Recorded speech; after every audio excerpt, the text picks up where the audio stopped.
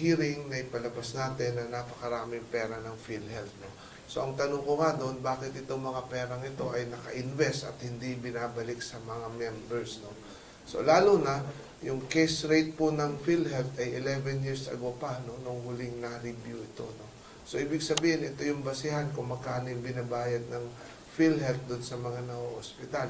So sa aking pag-iikot, ang lagi kong nakikita, ang isa talagang constant na nangyayari na nakikita ko, yung pangamba ng ating mga kababayan. Yung pangamba na pag na-hospital, nagkasakit, walang pambayad sa hospital, walang pambili ng gamot. No? Ito yung gusto nating kahit papano maibsan o malunasan o mawala. No? Nandiyan na kasi sa batas, no, yung NBB na tinatawag, no, yung no balance billing.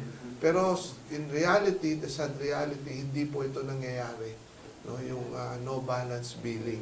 So dapat pag nagkasakit ka, kung ikaw ay yung mga kababayan nating mahirap, dapat wala ka nang babayaran, no, kahit piso. Pero in reality, hindi po ito nangyayari. So yan po ang ultimate goal natin na gustong mangyari, na maabot itong NBB.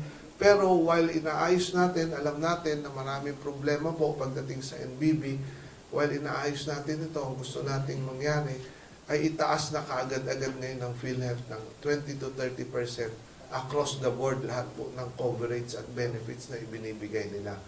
And then yung pong dialysis session and then yung mga chemotherapy, pagpapagamot sa cancer, gawin po itong unlimited. No? Hindi katulad ngayon na may limitasyon.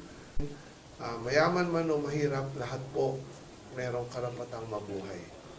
So, lalo na yung mga mayayaman nga, nababankrupt, problema, pag nagkakasakit, paano na yung mga mahihirap? No? So, lahat po may karapatang mabuhay.